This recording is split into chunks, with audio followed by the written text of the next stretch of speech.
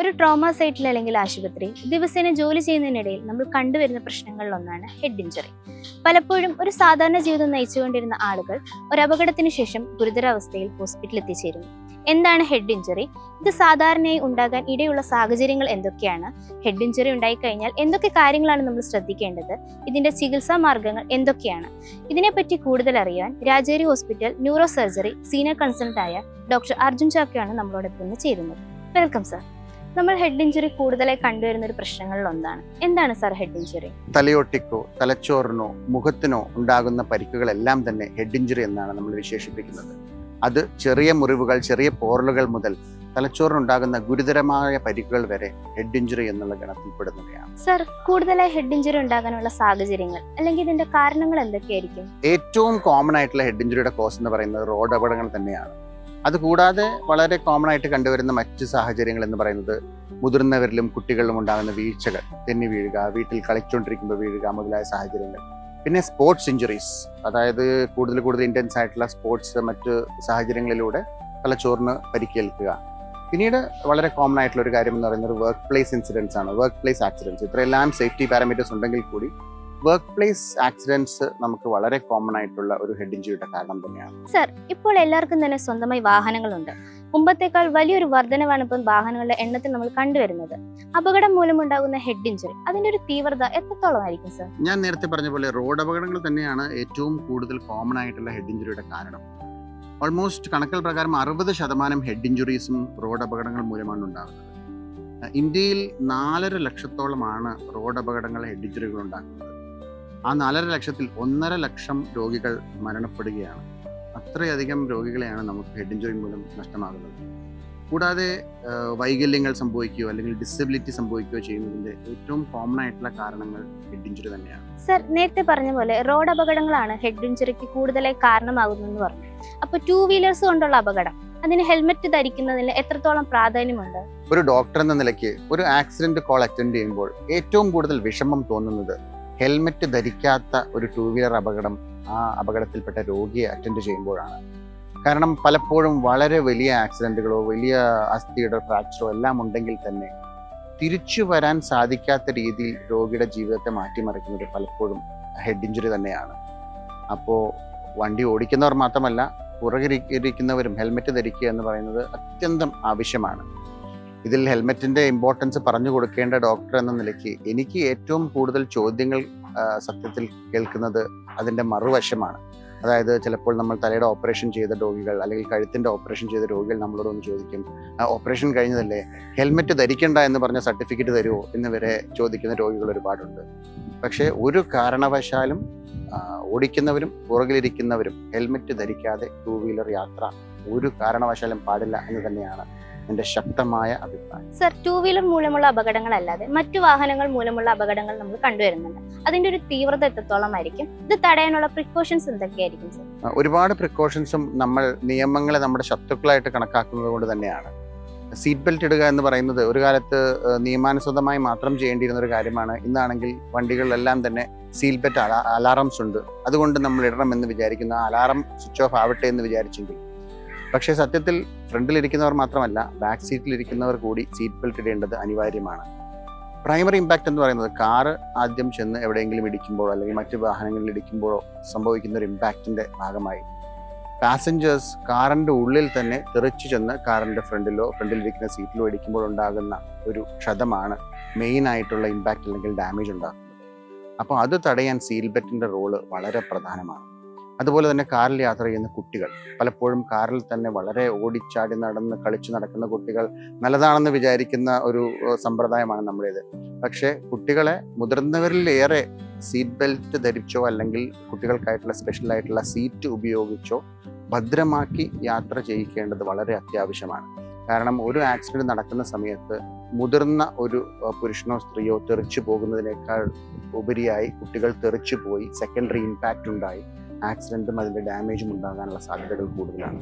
അതുകൊണ്ട് seat, child seat, അതുപോലെ തന്നെ കുട്ടികൾക്കുള്ള സ്പെഷ്യൽ ബെൽറ്റ് മുതലായവ വളരെ വളരെ അത്യാവശ്യമാണ്. അതുകൂടാതെ 2 വീലർ ആയാലും 4 വീലർ ആയാലും നമ്മളുടെ നിയമം നിഷ്കർഷിച്ചിട്ടുള്ള സ്പീഡ് ലിമിറ്റ് കവിഞ്ഞ് വണ്ടി ഓടിക്കുക എന്നുള്ളത് വളരെ പ്രശ്നം തന്നെയാണ്. പലപ്പോഴും നമ്മൾ വിചാരിക്കും ഇപ്പോഴത്തുള്ള മോഡേൺ ആയിട്ടുള്ള കാറുകൾക്കെല്ലാം തന്നെ ഈ 80 കിലോമീറ്റർ വളരെ ചെറിയ ഒരു സ്പീഡ് ലിമിറ്റ് ആണല്ലോ എന്ന് പലപ്പോഴും നമ്മൾ ധരിക്കും.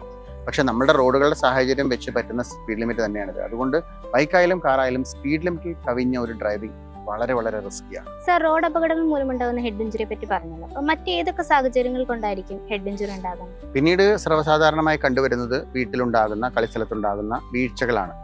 അതിൽ എടുത്തു പറയാനുള്ളത് മുതിർന്നവർക്കുണ്ടാകുന്ന വീഴ്ചകളും പിന്നെ കളിച്ചു നടക്കുന്ന ഓടിക്കളിക്കുന്ന കുട്ടികളിലുണ്ടാകുന്ന വീഴ്ചകളും. മുതിർന്നവരിലുണ്ടാകുന്ന ഹെഡ് ഇഞ്ചുറിയുടെ ഒരു പ്രത്യേകത എന്തെന്ന് പറഞ്ഞാൽ പലപ്പോഴും വളരെ വലിയ വീഴ്ചകളാവില്ല, ചെറിയ വീഴ്ചകളാവാം. ഇമ്മീഡിയറ്റ് ആയിട്ട് ഹെഡ് ഇഞ്ചുറി അല്ലെങ്കിൽ ക്ഷതം പറ്റിയ ഉടനെ തന്നെ പലപ്പോഴും പല രോഗലക്ഷണങ്ങളും കാണണമെന്നില്ല. വളരെ നോർമലായി ചെറുതായ ഒരു വേദനയോ മറ്റോ ആയിട്ട് മാത്രം ഒതുങ്ങുന്നതാവാം ചിലപ്പോൾ ആദ്യകാലങ്ങളിലുള്ള ഒരു രോഗലക്ഷണങ്ങൾ. പക്ഷേ മുതിർന്നവർക്കാണെങ്കിൽ കുറച്ച് ദിവസം കഴിഞ്ഞായിരിക്കാം ഒരു പക്ഷേ ഹെഡ് ഇഞ്ചുറിയുടെ പാർശ്വഫലങ്ങളോ അല്ലെങ്കിൽ അതിൻ്റെ ബാക്കി പത്രമായി ഉണ്ടാകുന്ന ചേഞ്ചസോ വരുന്നത്. ക്രോണിക് സബ്ഡ്യൂറൽ ഹെമറ്റോമ അല്ലെങ്കിൽ കുറച്ച് ഡിലേഡ് ആയിട്ട് വരുന്ന തലച്ചോറിനുള്ളിലുള്ള ഒരു രക്തസ്രാവം ആണ് ക്രോണിക് സബ്ഡ്യൂറൽ ഹെമറ്റോമ എന്ന് പറയുന്നത്. സാധാരണയായി ഇത് മുതിർന്നവരിലാണ് കണ്ടുവരുന്നത്. പലപ്പോഴും ചെറിയ ക്ഷതങ്ങൾ അല്ലെങ്കിൽ ചെറിയ വീഴ്ചകൾ, അതും ഇമ്മീഡിയറ്റ് ആയിട്ട് യാതൊരു രോഗലക്ഷണങ്ങളും ഇല്ലാത്ത തരത്തിലുള്ള വീഴ്ചകളാണ് ഇതിൻ്റെ ഒരു മുഖമുദ്ര. പിന്നീട് കുട്ടികളുടെ കാര്യത്തിലാണെങ്കിൽ എല്ലാവർക്കും ഉള്ള ഒരു ചോദ്യം എന്ന് പറയുന്നത് ഏതെല്ലാമാണ് സീരിയസ്. അതായത് എൻ്റെ മകൻ ഓടിക്കളിച്ചൊന്ന് വീണു, അത് സീരിയസ് ആയി എടുക്കേണ്ടവയാണോ, അത് നമുക്കൊരു ആശുപത്രിയിൽ പോകേണ്ട ആവശ്യമുണ്ടോ എന്നുള്ളതാണ്. അതിൻ്റെ ഉത്തരം സാധാരണയായി നമ്മൾ നോക്കേണ്ട ലക്ഷണങ്ങൾ എന്ന് പറയുന്നത് ബോധക്കേടുണ്ടാകുക, ഛർദിലുണ്ടാകുക, അപസ്മാരമുണ്ടാകുക, ഓർമ്മ പിശകുകൾ ഉണ്ടാകുക, പിന്നെ വളരെ സീരിയസ് ആയിട്ടുള്ള കൈകാലുകൾക്ക് ബലക്കുറവോ അല്ലെങ്കിൽ നടക്കാനുള്ള വ്യത്യാസങ്ങളോ ഉണ്ടാകുക എന്നുള്ളതൊക്കെയാണ് കുട്ടികളുടെ കേസിൽ സീരിയസ് ആയിട്ടുള്ള രോഗലക്ഷണങ്ങൾ. അതുപോലെ തന്നെ സ്പോർട്സ് ഇഞ്ചുറീസ്. പലപ്പോഴും പണ്ടൊന്നും കുട്ടികൾ സൈക്കിൾ എങ്ങനെ ചവിട്ടിപ്പടിക്കുന്നു, കുട്ടികൾ എങ്ങനെ സ്കേറ്റ് ചെയ്ത് പഠിക്കുന്നു എന്നുള്ളതൊന്നും ഒരു ചോദ്യമായിരുന്നില്ല. ആ സമയത്ത് എന്തെങ്കിലും സുരക്ഷാ മാനദണ്ഡങ്ങൾ ഉണ്ടായിരുന്നോ? ഒരുപക്ഷെ ഉണ്ടായിരുന്ന കാണില്ല.